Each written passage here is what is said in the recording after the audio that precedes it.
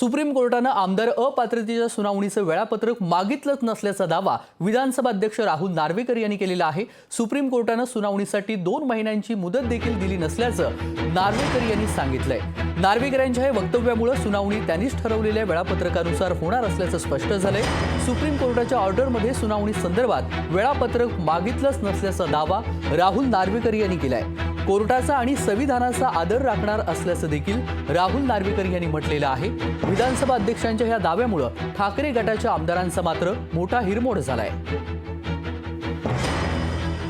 तर सुप्रीम कोर्टानं आमदार अपात्रतेच्या सुनावणीचं वेळापत्रक मागितलंच नसल्याचा मोठा दावा विधानसभा अध्यक्ष राहुल नार्वेकर यांनी केलेला आहे।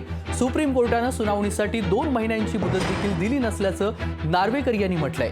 नार्वेकर यांच्या या वक्तव्यामुळे सुनावणी त्यांनीच ठरवलेल्या वेळापत्रकानुसार होणार असल्याचं आता मात्र स्पष्ट झालंय।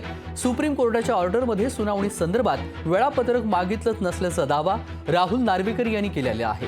कोर्टाचा आणि संविधानाचा आदर राखणार असल्याचं देखील राहुल नार्वेकर यांनी म्हटलेलं आहे। विधानसभा अध्यक्षांच्या ह्या दाव्यामुळे ठाकरे गटाच्या आमदारांचा मात्र हिरमोड झालाय। तर गेल्या अनेक दिवसांपासून आपण हा युक्तिवाद पाहतोय, सुप्रीम कोर्टाने देखील फटकारलेला आहे। मात्र दुसरीकडे राहुल नार्वेकर यांनी हे मोठं वक्तव्य केलेलं आहे। एकदा वेळापत्रक सादर करा असा आदेश देण्यात आले आहेत। नेमके आता काय नेमकी भूमिका असणार आहे तुमची पुढील पाऊल? या संदर्भात काल सुप्रीम कोर्टाची याचिका होती, त्या संदर्भात सुनावणी झालेली आहे आणि सुप्रीम कोर्टाने जे आदेश दिले आहेत त्या आदेशासंदर्भातली प्रत माझ्याकडे प्राप्त झालेली आहे आणि त्या आदेशाच्या प्रतमध्ये जे लिहिलेलं आहे त्याचं अवलोकन केल्यानंतर जी योग्य कारवाई अपेक्षित आहे ती कारवाई आमच्याकडनं केली जाईल। मंगळवारी वेळापत्रक दिलं जाणार आहे का? सुधारित वेळापत्रक केलं जाणार आहे का पुन्हा एकदा? या संदर्भातली पुढची कारवाई योग्य तो कायदेशीर सल्ला घेऊन आम्ही याच विषयातला निर्णय घेऊ। पण ज्या पद्धतीने सुधारित वेळापत्रक करून 2 महिन्यामध्ये निकाल द्यावा अशा पद्धतीचे एक आदेश देण्यात आलेला नाही, असा कोणताही आदेश देण्यात आलेला नाही आहे। आपण आज सुप्रीम कोर्टची ऑर्डर ही ऑनलाईन पण अवेलेबल आहे, ती आपण वाचून घ्यावीत। त्यात नोटीस इश्यू करण्यासंदर्भातला जो विषय आहे तो दिला गेला आहे आणि अशी कुठची 2 महिने किंवा वेळपत्रक इतके दिवसात द्या असं कुठेही म्हटलं गेलं नाही आहे।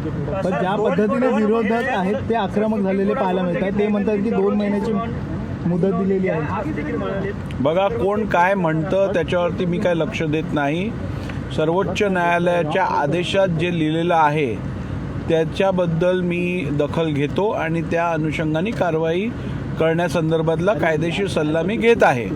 परंतु आज जी प्रत माझ्या हाती आहे आणि ऑनलाईन पण जी अवेलेबल आहे ती तुम्ही वाचून पहा। त्यात कुठेही कोर्टाने जे काय वृत्तपत्रात वाचण्यात येत आहे किंवा इतर काय टीका टिप्पणी होत आहे हे कुठेही कोर्टाने आपल्या आदेशामध्ये याचा उल्लेख केलेला नाही आहे। त्यामुळे ज्या गोष्टींचा आदेशांमध्ये उल्लेख केला नाही आहे त्या गोष्टींबद्दल मी दखल घेणं अपेक्षित योग्य समजत नाही। तर सुप्रीम कोर्टानं दिलेली प्रत माझ्याकडे आहे आणि कायदेशीर सल्ला घेऊन आम्ही निर्णय घेऊ। वेळापत्रकासंदर्भातील कोणताही आदेश आम्हाला देण्यात आलेला नाही असं राहुल नार्वेकर यांनी म्हटलेलं आहे। आणि या सगळ्या संदर्भात प्रतिक्रिया देण्यासाठी ठाकरे गटाच्या उपनेत्या सुषमा अंधारे आपल्यासोबत जोडल्या गेलेल्या आहेत। ताई, राहुल नार्वेकर यांचं हे प्रतिक्रिया बाईट तुम्ही ऐकलं असेल। त्यांनी म्हटलंय की आमदार अपात्रतेच्या सुनावणीचं वेळापत्रक मागितलंच नसल्याचा दावा केलेला आहे आणि दुसरीकडे सुप्रीम कोर्टानं सुनावणीसाठी 2 महिन्यांची मुदत देखील दिली नसल्याचं नार्वेकर यांनी म्हटलेलं आहे। सुप्रीम कोर्टाचं म्हणणं आणि दुसरीकडे राहुल नार्वेकर यांचं म्हणणं यामध्ये दोन्ही ह्याच्यामध्ये आपल्याला विरोधाभास जाणवतोय का?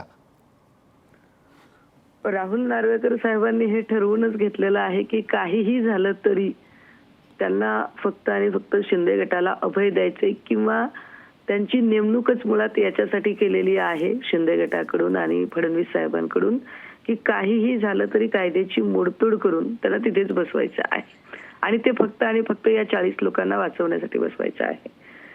आमची राहुल नार्वेकरांना विनंती असेल की जर नार्वेकरांना कायदा समजत नसेल तर सॉलिसिटर जनरल तुषार मेहता अथवा महाराष्ट्राचे महाधिवक्ता वीरेंद्र सराफ यांनी त्यांना कायदा समजावून सांगावा आणि सर्वोच्च न्यायालयाने व्यक्त केलेली अपेक्षा पूर्ण करावी। अपात्रतेबाबत मर्यादित कालावधीत निर्णय घ्यावा, मुद्दाम विलंब करणे ही संविधानिक अनैतिकता असते आणि नार्वेकरांनी अशी अनैतिकता मनात आणू नये. नैतिक वर्तन व्यवहार त्यांनी करावा. अगदी धन्यवाद सुषमाताई, आपण दिलेल्या सविस्तर प्रतिक्रियेसाठी. तर कायदा समजावून सांगावा अशी प्रतिक्रिया सुषमा अंधारी यांनी दिलेली आहे. सुप्रीम कोर्टानं आमदार अपात्रतेच्या सुनावणीचं वेळापत्रक मागितलंच नसल्याचा दावा विधानसभा अध्यक्ष राहुल नार्वेकर यांनी केलेला आहे. ही 3 दृश्य आपण पाहतोय. अपात्रता सुनावणीचं हे वेळापत्रक आहे. हे सुप्रीम कोर्टामधून कोणतंही देण्यात आलेलं नाहीये असं राहुल नार्वेकर यांनी म्हटलेलं आहे. वेळापत्रक बदललेलं नाहीये, मागितलेलं नाहीये असं देखील राहुल नार्वेकर यांनी ह्या प्रतिक्रियेमध्ये म्हटलेलं आहे. नार्वेकर यांनी हा दावा केलेला आहे. लोकशाही मराठी ऐका, पहा, जागरूक रहा.